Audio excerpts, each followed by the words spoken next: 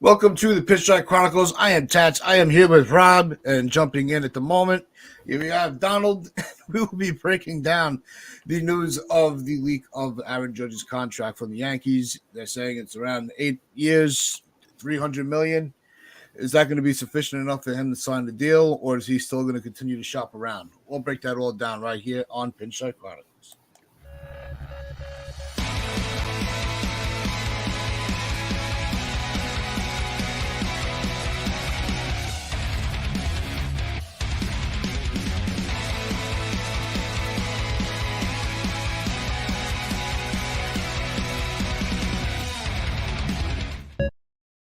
All right, welcome back. I am Tats. I'm here with Rob and Donald. And Donald, you were not you weren't here Tuesday, and we missed you dearly.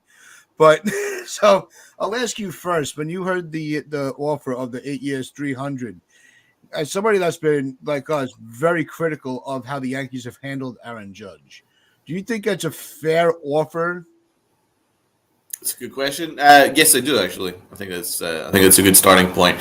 I don't think this is our final offer. I think this is a very good starting point, and I think that it's allowed him to gauge the market.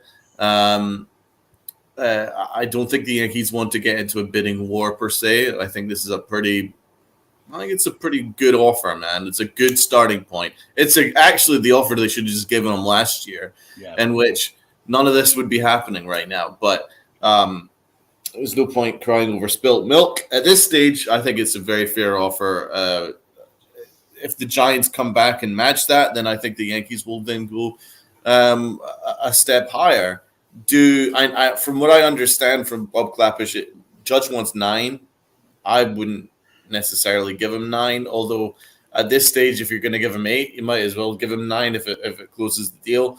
But because really, at the truth of the matter is, you're signing Aaron Judge for the first 4 or 5 years of the contract. The last 3 or 4, I mean, are kind of irrelevant. He'll probably be a DH at that stage. Anyway, I mean, let's look at Garrett Cole. I mean, we didn't sign Garrett Cole for all 9 years. I mean, let's be honest. The first 5 or 6 is the most important. The other 3, it is what it is. So it'll be the same. I would just do what it takes to get Aaron Judge done. But yeah, I think 300 is more than fair. We'll see if he thinks that he wants to go home to San Francisco. Then there's nothing we can do about that. I do think though that the Yankees will have the biggest offer when it's all said and done, and because we've already known that Hal Steinbrenner told him that you come back to us with the best offer and we will match it or beat it.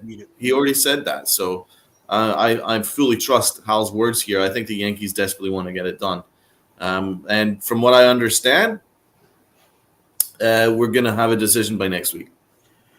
Yeah, we're definitely going to get into that with the meetings starting up this weekend. But Rob, what were your thoughts on it? I mean, he wanted Trout money, so that offer is Trout money. It's more than what Mike Trout makes. It would make him the highest paid position player in baseball. So I think at some point they might have to bump it up just because it's a good starting point. Doesn't mean it's going to be the end goal, but I think you might get it up to 39 if possible. I think they won't go above 40. I do think if they had to, they'll give him 40, but I don't think they're going to push it above. At that point, if he asks for more and San Francisco's giving it to him, then he's probably going to go to San Francisco. But I like the offer. We don't know the exact number. 300 is what was like the example. He said it's around 300, so it could be 305, 310. There's a little wiggle room there, so we don't know the exact number. But $37.5 million is a lot better than what we offered him last year, which was what, 31.5, 32. So it's a pretty big increase, and it's showing us that the Yankees are in fact serious, because the fact that and Tony in the comments saying that it got leaked, this happens all the time. Like, this is not the Yankees saying this is what we offered him, because if he would have said no to that offer, then like the Yankees leaked it. But this happens all the time. It's the fact that it's around 300 is not the exact number. Brian Cashman told us the exact number in his press conference before the season. This is a little bit different. This is what happens every offseason. Yeah, I think what it's going to come down to is if it's going to be as it seems right now, just a bidding war between New York and San Francisco. I think New York does have the edge, especially when it comes to the financial part, because San Francisco still has work to do, and I don't see them going into that range where they're one of the top. They're not paying the most money on the top tiers of the teams. They're not going to have the same payroll. I was where I was looking for payroll as the Dodgers and the Yankees, and Houston's climbing up that ladder with the contracts that they have. They're starting to spend money and smartly, by the way, which really sucks. But it's they really need to they if they have to go that ninth year just to get the deal done. I think they would have to at this point. And the reason that the years don't really trouble me too much is like we broke it down is, and Donald reiterated earlier, half of that contract you're going to have on the field, and the second half is going to be the DH, especially when Stanton's off the books. So I think he slides into that DH role very easily, and I think he's very adaptable to that. So I don't think it'll hurt his ego. It's also with the Trout money. Now you're looking at he's going to right now, if it is the 8 for 300, that's a 37.5 AAV, which puts him, 2.5 above Mike Trout. So I think that's what makes the offer more easy to swallow as the starting point. Absolutely. And the reason I don't think there's a bidding war for him because everyone wants Ohtani next year. Plus, I think most teams know that it's either us or San Francisco. The whole time it was going to be those two teams, maybe the Dodgers, but there was never going to be that fourth or 15 that was bidding for him. That's why I think the Yankees always knew that even if they let him hit free agency, they were going to have the inside track to get him because there'd probably be one or two teams and those are two difficult teams to contend with because they're West Coast teams and judges from the West Coast. But at the end of the day, most teams think he's going to be a Yankee or a Giant. So they're not going to go putting their offers out there, and they're just going to wait for Ohtani next year to be a free agent. And Brad here, what's going on, Brad? This is 8 for 3 money is a fair starting point. Bump it up and add an option for the ninth. I think the option is a good idea. I like the option. I think that could benefit both sides of the deal.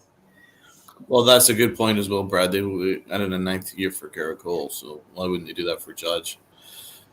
Exactly. Machado also has opted out after next season, so that's interesting. It's a very interesting point regarding Machado. Okay. I would love Machado, but the Yankees don't seem to value third base the way that other teams do, because they seem to be quite happy with with Josh Donaldson for reasons that a nuclear physicist couldn't figure out. Yeah, no, and that makes sense what you said. But, the way they've structured, we saw last offseason, they didn't put a lot of value into their position players. They kind of winged it, hoping that it would stick. Especially taking a third baseman, sliding him over to short, signing an aging, third baseman who really was barely in a bat. His defense, Donaldson's defense was fine. That was we didn't really take a lot of issue with his defense, but when you're in those cornered infielders need to have the bat to go with it, and Donaldson was nowhere near even a serviceable.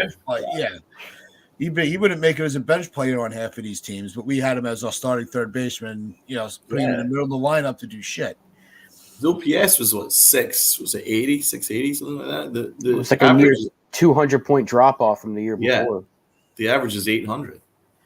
So, with Tony bringing up the thing with Ohtani, it makes me wonder: does that kind of slow the momentum of teams wanting to be aggressive for Judge, knowing that they're good morning, man. I hope you're well. A bat and a pitcher in one signing? You think they hold off for next year? Said that. That's what I was saying when there was going to be a bidding war between the Yankees and Giants only because most teams want Ohtani. Yeah. It's not a knock on Judge. It's just that you have a chance to get a generational player there for free, not for free, but like you don't have to go through the hell is it called when they try and the posting fee from when he's coming over from Japan. Now he's just a free agent. He's free to sign anywhere. And now all the money that you would have spent on a guy like Judge, now you can put even more in to get two positions in one. So yeah, that was my point when I was bringing up why it's just San Francisco and the Yankees right now, because everyone wants Ohtani next year. They know the Angels ain't paying for him, so it's going to be an all-out freaking war for him. The Mets will be involved. The Yankees will be involved. Maybe the Dodgers for sure will be involved. If the Giants don't get Judge, they will be involved. So it's going to be a race for Ohtani next year. And we want to welcome to the chat, LA Yankee King, and he goes. It seems the Mariners are looking for a left-hand second baseman, so that takes Gleyber out of the picture for the Mariners, and he doesn't see a market for Torres.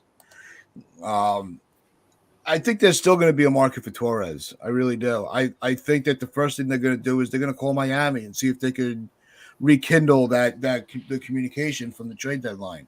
I agree with that.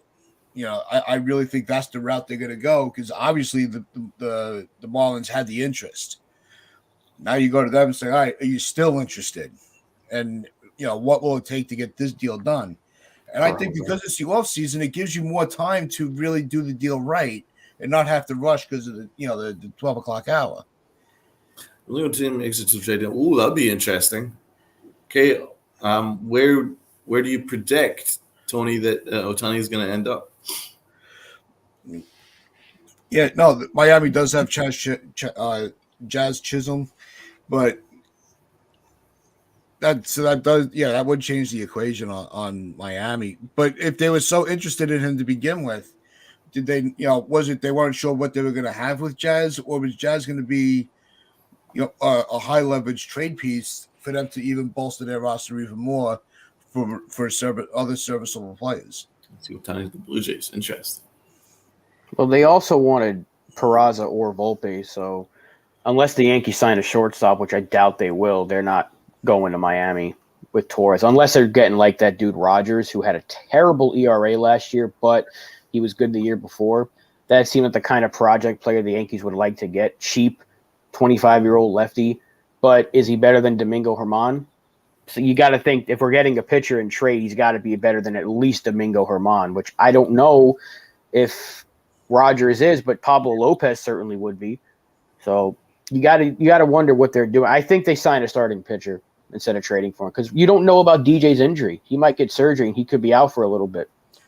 And you're not trusting IKF, and you can't trust IKF again to play short. And you don't know what you're going to get with Donaldson. He can't be much worse than what he was last year. But even if he's the same player, that's terrible. So you have to be cautious with your infield. We know we still have Cabrera, but Volpe's not ready yet. And Torres is like our third best hitter last year overall. So at this point, I don't know if they move him. Torres, where it's tricky, and I think we hit this point a few weeks ago. Torres is one of those guys, if they're able to trade him for a good trade, wish him the best. If they can't move him, it's not like he's really destroying this team, like IKF or Donaldson were. He really did have a good year last year. He looked a lot better with the glove back at second base. So it's not like it's one of those guys that, he's clogging a position for the youth, but it's not like he's so terrible that we have to move him at any cost. They could wait till the deadline. If Volpe's ready and teams are still calling about Gleyber Torres and you need a pitcher, then maybe you can do what was it? Maybe like 10 years or so when the Red Sox traded Lester for Cespedes. You had to trade or the Athletics traded from a position of strength to get a position of need. So if the Yankees have this abundance of infield, let's just say LeMahieu's healthy and playing like DJ of old. Let's just say Donaldson's a little bit better. Peraza's your shortstop. He's playing well. And if Torres, even if he's playing well, and Volpe's on the come up, if a team's saying we need a second baseman, you're like, well, we need a pitcher, then you can make something work. But for now, I just don't see how they trade Torres when you don't know what DJ is going to be next year with that toe. Yeah, that's. I think the health of DJ is going to be the wild card on what how the Yankees really proceed as the winter goes on. But you know, Tony, the Orioles seem to be getting very aggressive in the rumor mill, and I kind of I think although while it should uh, put a little fire under the Yankees' ass, I don't think it will. I think the Yankees have their plan; they're going to stick to it, regardless of what the other AL East teams do. But I think the Orioles are not. I think they're starting to take their franchise really seriously again. I don't know how close they are to landing Corbin Burns, but they're definitely in the conversation. Ken Rosenthal did say that the Orioles are heavy in the starting pitching market, so they're gonna pursue a trade for Corbin. But there's a bunch of teams that like Corbin too. I think the San Francisco Giants. I think the Dodgers. I think there's some National League teams there that would definitely love him. The Mets would love him. So yeah, I think it'll be a kind of a hot market for Corbin Burns. He's a phenomenal pitcher. Bassett is a beast too. If there's no market for Glaber, move him to third base. Have Volpe, Peraza up the middle. Now, here's where I respect your creativity, but I'm gonna respectfully say I do not agree at all. But we already saw how terrible he was at shortstop. Do we want to put him back on that side of the field? No way. Even though third base and short do play differently on defense, I would just leave him at second base, and that's it. I wouldn't move him around anymore because he's already been screwed up enough. We don't need to set him back and decline his value. We just fought you last year. We were starting to get it on the uptick. So I would just leave him where he is. I would move Peraza to third before I move Torres to third. And I know you've been on this train for a while, Eli, and salary dump on DJ. It makes sense from your arguments when we had a back and forth in the chat on the Morning Brew a while ago, and I think that it's not the worst idea, but DJ, if he can come back healthy, he's such a value to that infield. The way he could shuffle around and get time off for guys. So I would not want to move him just yet. I think it's too early to dump him. You're not trading DJ LeMahieu.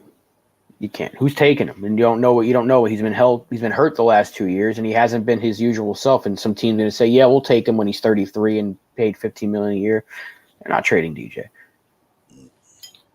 No, and then Tony's back with the $1 million question that everybody's been asking. If Judge goes to San Francisco, what's the Yankees' next move?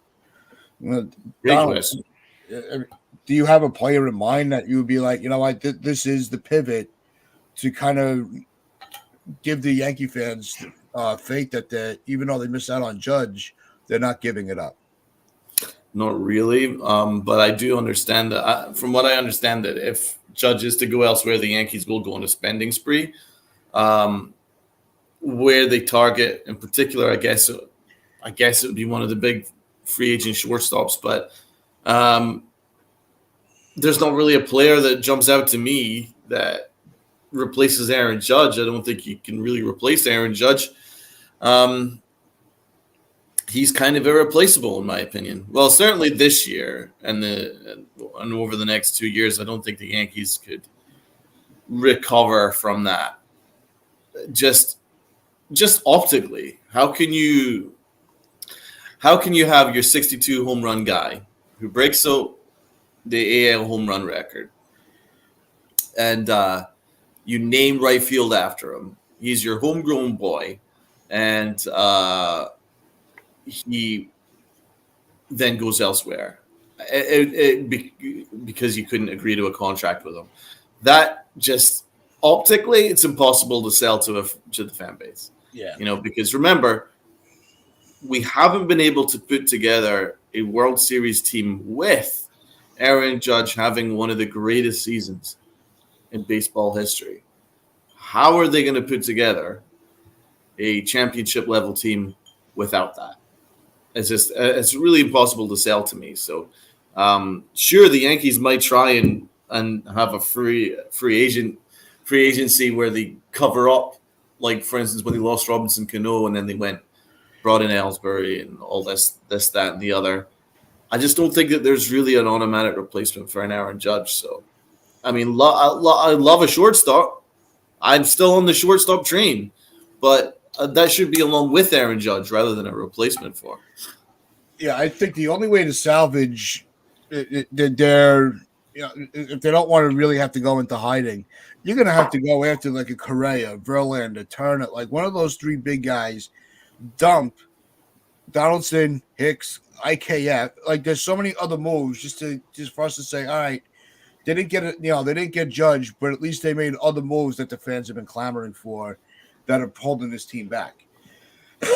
So it's going to be an extremely difficult pivot for the Yankees if they do lose out on Judge. The answer was available this trade deadline in Juan Soto, and they didn't go get him. The answer is not in this offseason, I think, because they don't want to sign a shortstop when they've already put so much stock into Peraza and Volpe. Why are you going to give big money to a shortstop? So if they lose Judge, they'll probably sign a pitcher. They'll bring back Benintendi or they'll go after Yoshida. They'll try to make it work with what they have.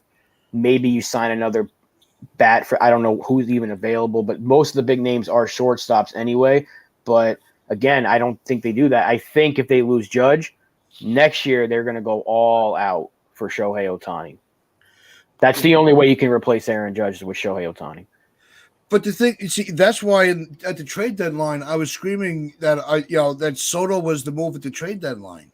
This way, at least, if you were not, he still had 3 years of control. If you weren't able to get the deal done with Judge, you had Soto to fill in. If you were able to get things done with Judge, you still had Soto, a very tradable Soto, to kind of just flip the next year and replenish from the prospects you had to give up. So the perfect the outline for them to get that all done was right there, but no, they didn't want to give up the prospects for Soto, and now it could really bite them in the ass. I don't think they lose out on Judge anyway. This is just kind of like day after tomorrow type of emergency scenario, disaster scenario. I don't think we're losing Aaron Judge. It's just if we did, they have to go make a move to try to somehow get the fan base a little bit interested. Because if you get Rodon to this rotation, if you do add a shortstop, you're not going to replace Aaron Judge's offense, but you have enough players that can potentially give you enough. Like Correa is going to add a ton to this team if you bring him in. You're still going to get a big year from Stan, big year from Rizzo. Torres is coming off of a great year. He can be great. We don't know what we're going to get out of Volpe or Peraza, whichever one gets the nod as the shortstop or third baseman, whatever it may be. If you bring in contact like Benintendi, that's what everyone wants. You still have Harrison Bader, who proved that he can hit pretty well in the Bronx. So you still have an offense. You'll still have a good team. It's just it's going to look terrible that you let this guy walk. So they have to bring him back. And that's what we've been saying for the whole year, that you cannot lose him. Yeah. Want to welcome now Jason into the chat. Jason, how has everything been?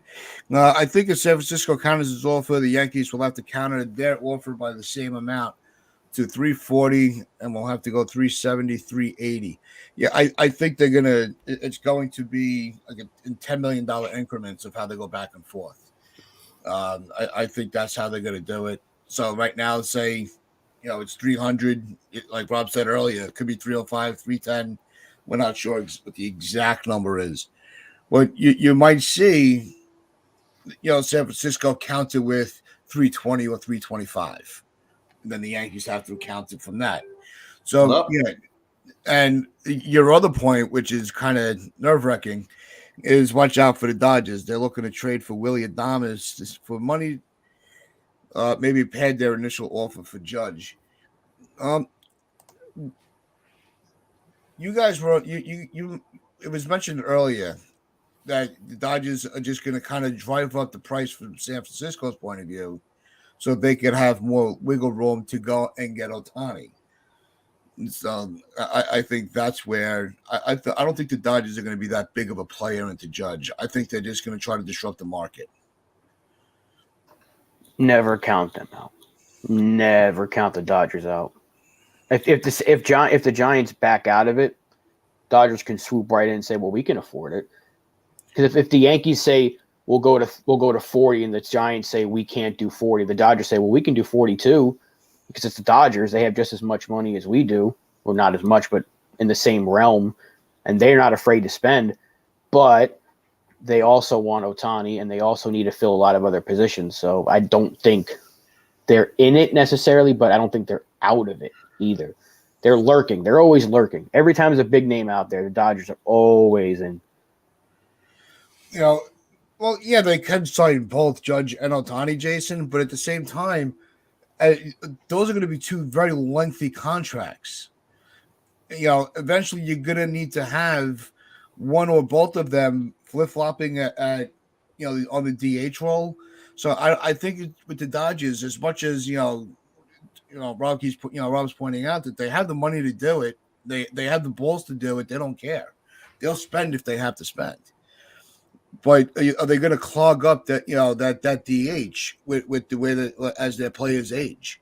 I think that's where the Dodgers are going to kind of have their backs against the wall on that. It's going to be whenever you hear the Dodgers, and I'm not trying to dismiss them. I just don't see them as a big player for Judge. But like I said at the beginning of the offseason, every team should be inviting Judge for a meeting. You have to give your fans some due diligence that you're at least willing to go and make an offer to the biggest player on the market. Donald, do you have an opinion on it? Nothing that we've already covered. No. No, it would be easier to move Judge to first base than it would be for Ohtani. Less stress on the big giant dude. That's interesting. As him as a first baseman, I don't see it. He's too big. It can't happen. He's too big. Yeah. You think he's going to make those stretches that Rizzo has to make? I just don't see it happening. I know he's athletic as hell, but this is a 6'7". You're thinking of all the stress that I put on his legs. I don't know if he moves to first. I think he's a right fielder, center fielder, and then he's going to pivot to DH. Ohtani is strictly a DH because he's not a great defender. So that's why it could hinder the Dodgers. Plus, they also have Mookie Betts, and I know they can move him to second base and be like, okay, well, now we can get a right fielder. But Mookie's so good in right. Just imagining, though, that lineup of Judge, Mookie Betts, and potentially Ohtani next year would be insanity. That's lethal. I don't want to be jumping a year ahead. We got to focus on the coming. We got Aaron Judge to worry about. And then we've got this offseason to worry about. There's a bunch of positions that we need to really have a proper look at, not just what the Yankees want to do and just go, oh, IKF and Donaldson, yeah, that's fine. Let's just move on. Yeah. It needs proper look, like a fine-tooth comb, because there's a reason why the Yankees did not progress past the Astros, and it has nothing to do with injuries, I'm afraid. It's very little to do with injuries, I'm afraid. There's a lot deeper issues, but the Yankees never want to face up to those deeper issues. So the starting point is to fix this Aaron Judge thing. So it's a good start. I think 8-300 is very fair. I think it's a very good start. I do understand, and I do believe that we're going to have a decision by next week, the end of next week. The Yankee officials are pretty confident of that. Where he goes, what were you shaking your head at? The comment. Carlos Stanton, Padres. Absolutely not. But he's got a no trade anyway. He ain't going anywhere. He loves New York. And the thing that we've been very defensive on with Stanton, he's had the postseason production to back it up. When he first got here, the boos that he was getting, he's like, this is it's New York. You got to put up with it. I have to play better. He was so accountable for his struggles. Didn't let the media get to him. Didn't let the boos get to him. He just kept trying to figure himself out. That is so rare in this market. You cannot just toss that guy away. No, exactly. He carried us to a postseason in 2018 because Judge had gotten hurt that year. And he was playing hurt as well, played 158 games and carried us. He got hurt in 2019 and 2020, but he was our best player in the 2020 playoffs. 2021, we don't get there without Giancarlo Stanton. And last year, unfortunately, he wasn't the same player in the second half, but he had a good postseason. So he's showing up when it matters most. Fans still, for whatever reason, hate this guy, despite longing for the days of George Steinbrenner, who would have traded for him in a heartbeat if that offer was presented for him. So I don't know why people still want Stanton gone. I know it was just a question by LI, maybe to clear some money, but he is far from the Yankees' problems. Yeah, no, he's at the bottom of the list when it comes to trying to restructure positions and clear salary. That's not the issue because the Marlins are still covering some of that contract. The only year that the Yankees have the full contract is next year. And that has no bearings on, like Donald said, to keep it into this year. It has no bearings on what the Yankees do this offseason with Stanton's contract. So it really shouldn't be an issue. I think we focus solely on Judge and Wright and center field. I mean, occasionally he'll DH just to give him a break, but by and large, he's going to be our center fielder / right fielder. So I just don't see any point in having a discussion about moving space for DH just for Aaron Judge. He's not going to be a DH candidate for a long time. No, years down the line. Well, that's years. What it is. The or even first base. Like I think that's a crazy suggestion. Yeah, you're not going to have to worry about him at DH till like the 5th year of the contract, and Stanton will be gone by then anyway. Yeah. So might as well keep those two power bats in your lineup. You're not getting the Yankees have made these mistakes before, where they just throw people at first base, thinking that it's easy. We'll just give them a glove. It can't be that difficult. Yep. It's not like that because you see the difference that an Anthony Rizzo makes at first base. He saved IKF 20 errors, and that's just me being kind. He saved IKF 20 errors just by how fantastic he is at first base. That's why you can't undervalue first base. But that's the way the Yankees have kind of acted around the infield. Well, I wouldn't say Yankees. Brian Cashman in particular. He thinks the shortstop is a very easy move from second. Oh, Gleyber, yeah, he can play short. IKF plays third. Yeah, he can play short. It's a lot more difficult than that because it's the captain of the infield. So Cashman got found out again this year with that, but he'll never admit that. But that's the truth. So again, I'm kind of tired with this idea where we'll just give him an infield glove, he'll be fine.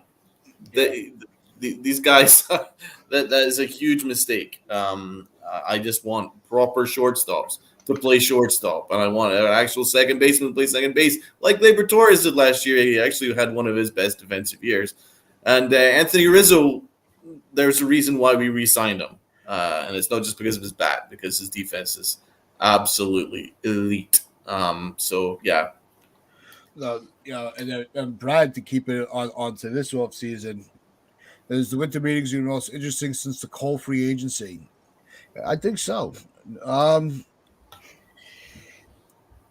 That free agency year with Cole was just it was a little wild. There was so much speculation of what was going on. Were the Yankees actually going to finally open their wallet for this pitcher that they should have had a few years before that? But we were not allowed. God forbid we got rid of Frazier and Andujar. Those were the saviors. So we couldn't trade with the Pirates. So then we ended up spending a fortune on free agency. So because the Yankees are just the smartest people in the room, and they prove it over and over again. This should be the most interesting winter meetings because nothing's happened really yet. Nothing significant has happened yet. It's the first one that we've had in person since 2019. So it should be. Hopefully some big moves happen. This should be when the offseason starts anyway, because we've had a month already of the offseason, and what's really happened. Some relief pitchers have signed. There's been rumors. Aaron Judge has had a meeting with the San Francisco Giants, but nothing has really happened. Nothing significant that you couldn't wait a month for. Like, I don't think anyone was like, man, I really don't want to wait a month to see where Rafael Montero signs. Like, I'm not saying he's a bad player, but no one's like watching Montero or watching these relief pitchers or seeing Edwin Diaz's contract. Crazy contract, but no one wants to go. Like, you want to see where's Judge going, where's Correa going. You want that frenzy that you get in the NBA and the NFL. That's why when they have those breaks in between the end of the season and the start of the offseason, there's so much excitement for it. Baseball just immediately starts back up and nothing happens. Winter meetings should start the offseason. Yeah. I agree with that. They do need to look at something about this offseason because the way baseball's offseason works in comparison to the other major sports. Boring as hell. Yeah. It's like it's not sustainable for headlines. Like every sport needs headlines. Every sport needs people to be invested on a daily basis. And one thing the NFL has right is it's a 12 months a year people are invested in the NFL because even when the NFL is finished, you're getting ready for the draft. You have the draft process, then you have the draft, and then we've also got free agency. And when free agency hits, everyone's going for it. It's the same with the NBA. But for some reason, baseball's off season is just sort of like, we've got months, we've got 3 or 4 months. Everybody's just chill. I'll just sign somebody in January. We're good.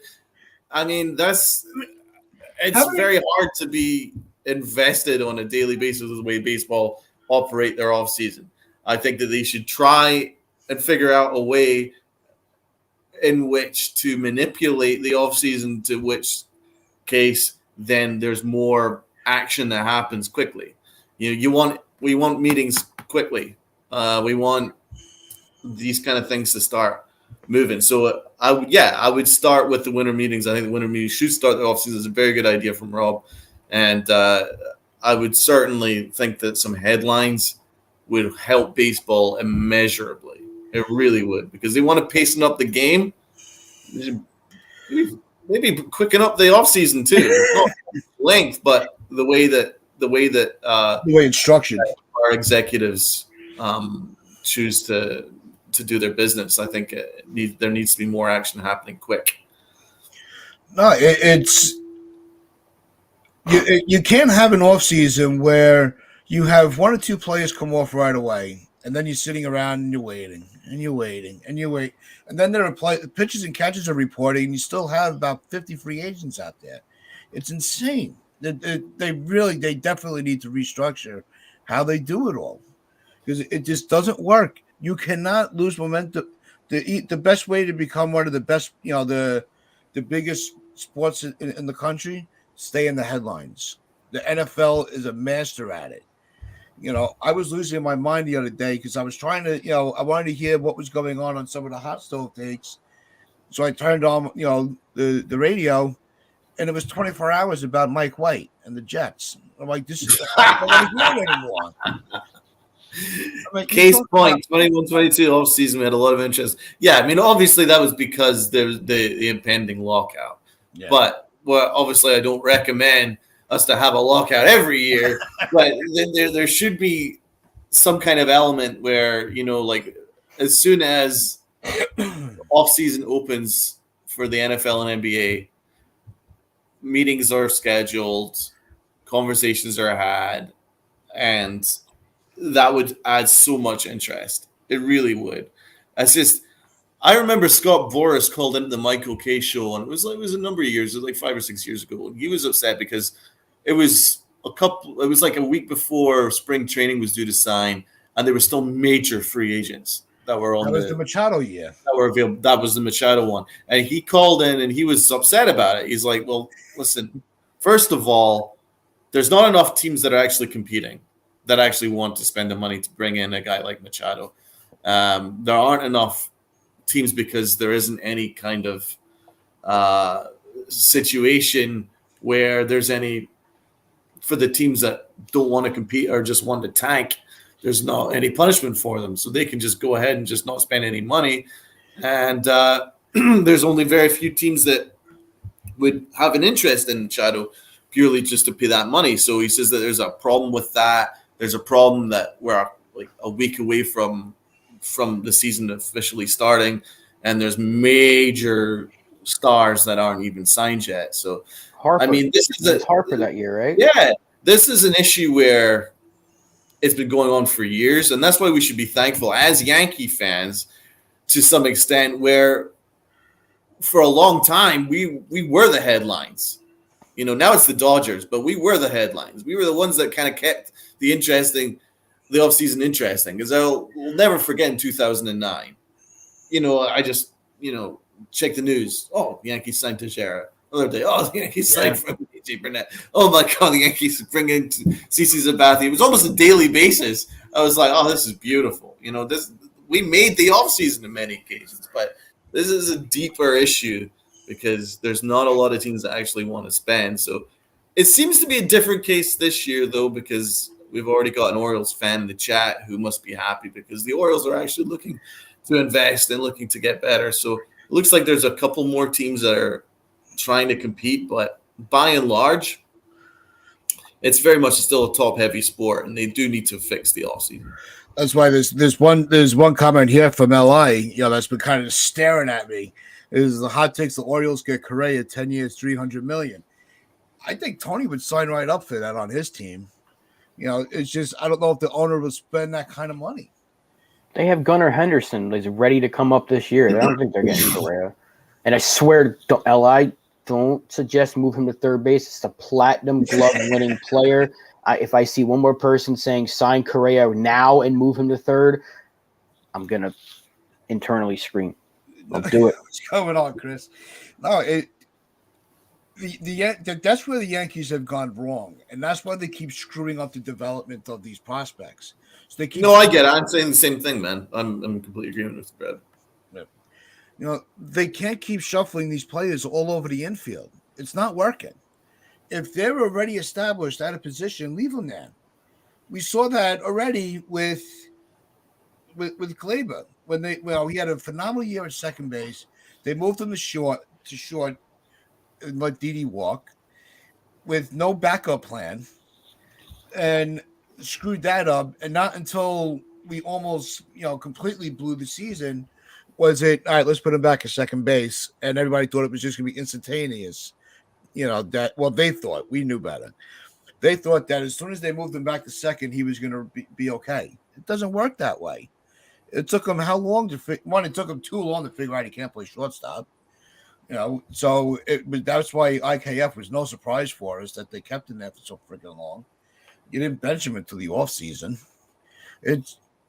That's why the Yankees need to be. It's not that they need to just go out and sign everybody.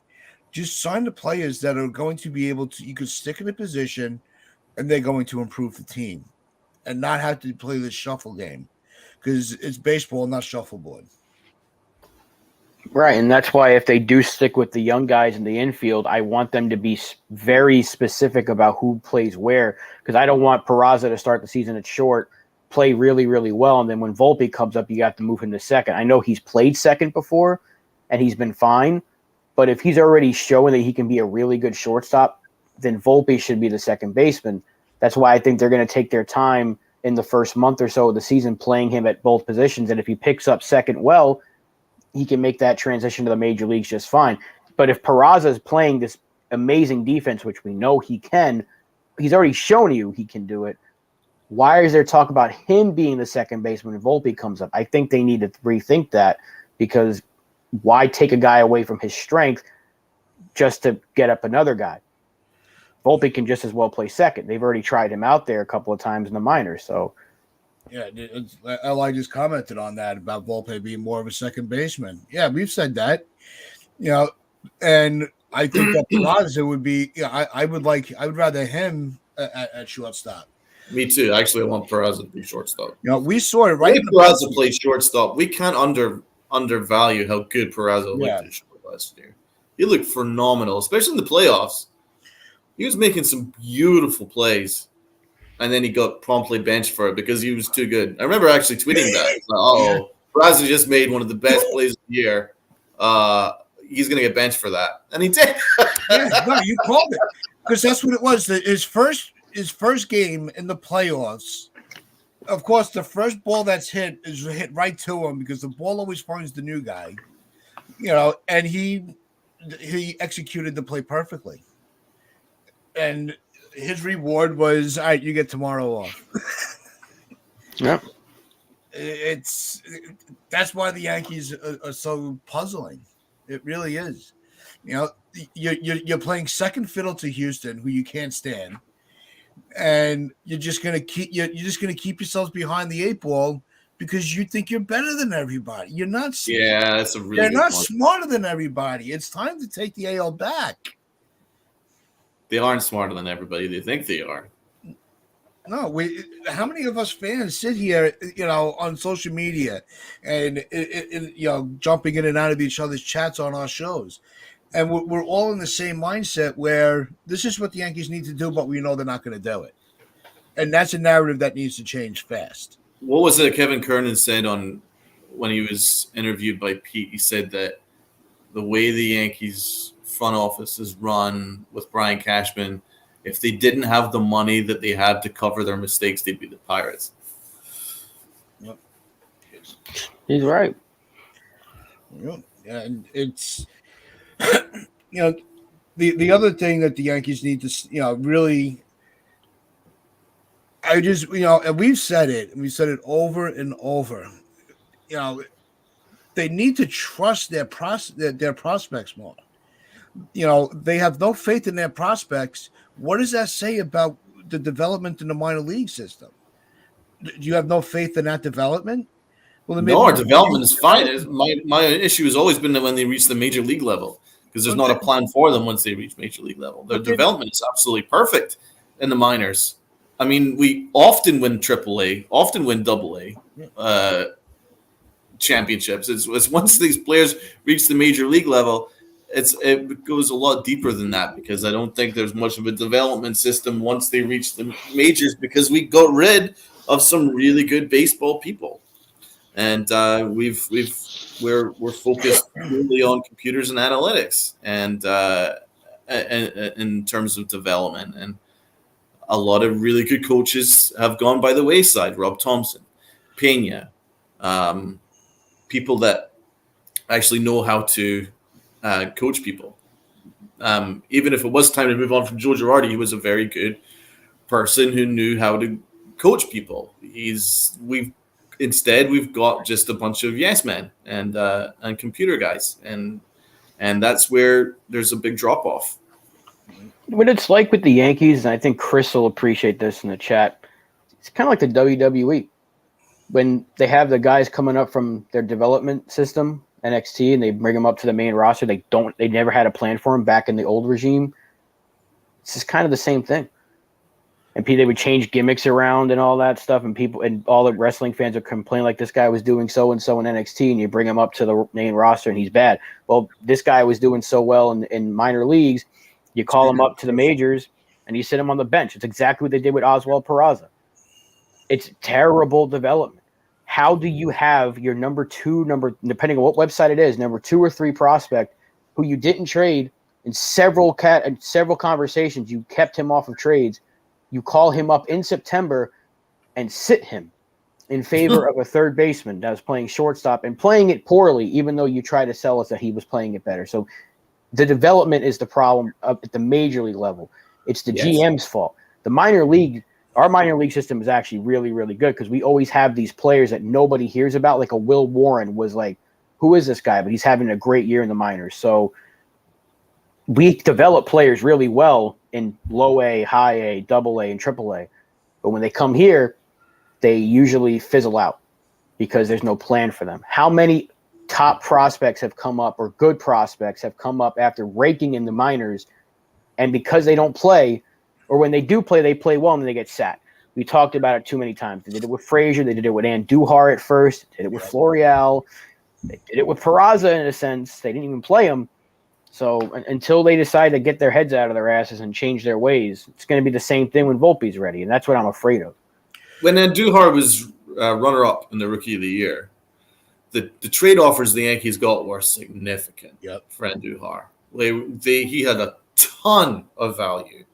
He was looked around the league as someone that could be a difference maker. But the Yankees didn't have a plan for Andujar because they didn't trust him at third base. And And so they held him out of all trade talks, but then actually didn't have a plan for how they were going to use him in the future. And then before you know it, the Yankees let his value completely drop off the cliff to the point where he's just been released. So, I mean, this is something that I just don't understand. I understand that Cashman won a bunch of championships back in the 90s and then the early thousands and obviously '09. But dude, it's been a long time since 2009. You shouldn't get a job for life. I mean, the decisions that have been made with Andujar and with like Clint Frazier, where you're not getting them involved in trades for major difference makers that can help you win a championship, and then you hold them out saying, "No, we got to protect these guys," and then you don't use them, and then they're now released. Exactly how do you keep your job doing that? That's just bad business. It's bad decision making. Aaron Judge, oh, his contract's up. Oh, we're gonna kind of play games with him, and now his contract's up. I mean, these kind of decisions cost you jobs, but for some reason, Brian Cashman has a job for life. It's I know that he's made a couple of minor moves, like Trevino, which has worked, and here and there, but Bader worked out. I mean, it's not that he's not Bader worked out. But the decision making in terms of it's costing you money. It's costing you championships. He's been doing this for years. He did it in early 2000s. Held on to the Killer Bees to not get Johan Santana. Held on to Eduardo Nunez to not get Cliff Lee. He held on to Clint Frazier and Andujar, not get Garrett Cole. All these players that were available to him for prospects, and they don't do it. That's my issue with Cashman, because the Yankees can replenish the farm system more than a lot of teams can because they have that ability to spend in the international market. They do it every single year. These kids coming from the Dominican Republic and Puerto Rico and Cuba, and they all want to play. They all want to be Yankees. A lot of them, they sign elsewhere, but a lot of players, they see that logo. They know what the Yankee logo is because they know the history of baseball. That's why we got Roderick Arias, and he's projected to be a Yankee. Boom! Once the market opened up, he was a Yankee. It happened like instantaneously.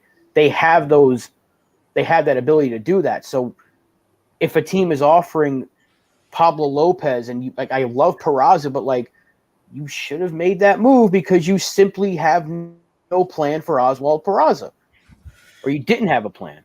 No, and I think that this started to really become a highlighted issue. I mean, it's always been an issue for them. But David Garcia was where it started to really get more into the headlines of the discussions. There was a lot of teams were calling about him. No, we can't get rid of him. Where is he now? You screwed him up in the postseason with that. We went, how many episodes in a row talking about that? That was the running joke amongst us in the beginning of the show, of the podcast. But it was, it's rinse and repeat with these mistakes. And, LA Yankee King thinks he's one of the bottom 5 GMs. I think he's more middle of the pack. Yeah, I think he's middle of the pack too. He doesn't make the logical choice. He makes everything difficult because he thinks he's the smartest man in the room, and Cash ain't the man. I agree, man. He needs to be humble. Humble would be a start. Humble would be a very, very good start. I mean, Taz, you mentioned when the whole David Garcia thing. I don't want to go back into that, but the biggest issue with that was after it happened, the whole of baseball pilloried the Yankees for that decision. And then Brian Cashman came into the press conference with a freaking dossier, a freaking binder. And then he started going through how this was the smartest move and this was a great move and this is all how this was a great move and stuff like that. And that's when I realized that the Yankees will never, ever take any accountability. I mean, that was the clearest day that they screwed that up. Another executive would have just sat down going, we tried something. It didn't work. We're gonna fix it next year. That little bit of admitting that you maybe didn't get your decision-making spot on would have saved the Yankees a ton of and to Yankee fans, a ton of upset because we're just stressed because we're like, how are the Yankees not seeing that their decisions are having major impacts on the way this team is playing, and they just don't take any responsibility, accountability. It's infuriating. And then you see Joel Sherman. I just saw on Twitter. He was like, "Oh, the Yankee fan base has become incorrigible." We're not incorrigible. No, we're just holding our owners accountable. Exactly. It's that there's no one accountable, and it's stressful as a fan where you're like, this clearly doesn't work. We're not stupid. Why are you telling us we're stupid? Is really, really annoying, man. It really needs to stop. We're not incorrigible. It's not the fan base's fault. It's not the fan base's fault the Yankees haven't won in 12 years. It's the organization. All I want is the organization to go, hey, we've tried some things. They haven't worked. We are constantly evaluating how we could be better. If I heard that, I would shut up.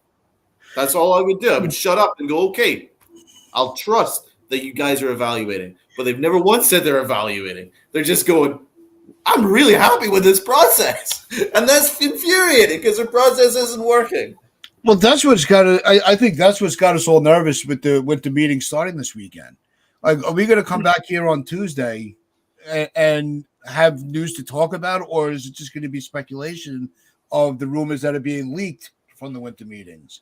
You know, and it's not even necessarily the Yankees making a move. Somebody's got to do something. You know, so I think it's going to be really.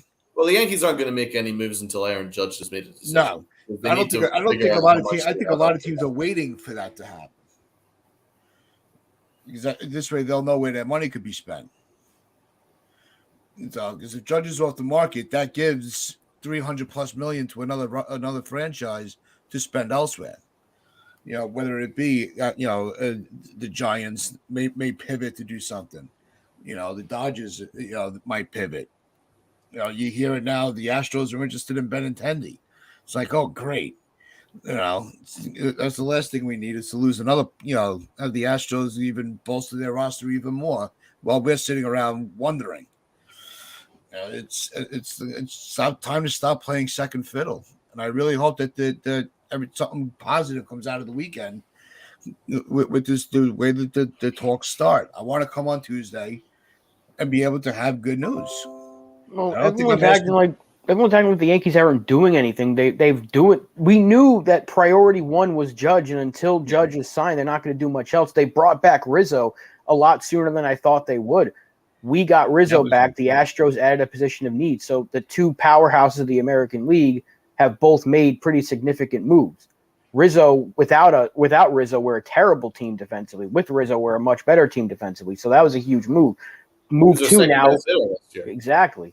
So move two got to be Aaron Judge. And until he is signed, we're not going to be doing anything. We're going to have conversations. We're going to stay in the loop. We're talking with, we're discussing starting pitching. I really think we're going to get Rodon or Verlander or one of these guys because we're too involved in the starting pitching market for me to think we're going to go to shortstop. But we're even hearing that we're involved with Correa or Turner's camp, or at least they're checking in like they always do. So it's not like they're not doing anything. Brian Cashman even canceled the raffle thing he does every year. Yeah. He's not doing that this year.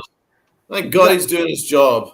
Yeah, he's not doing it this year. So maybe they got another meeting with Judge, or maybe he's going to be taking this winter meetings extra serious because they know they've got to make something happen here because the Judge decision is probably coming very soon. Yeah. I agree. Well, hopefully on Tuesday. I completely agree, Rob. It's not a case that they're not doing anything.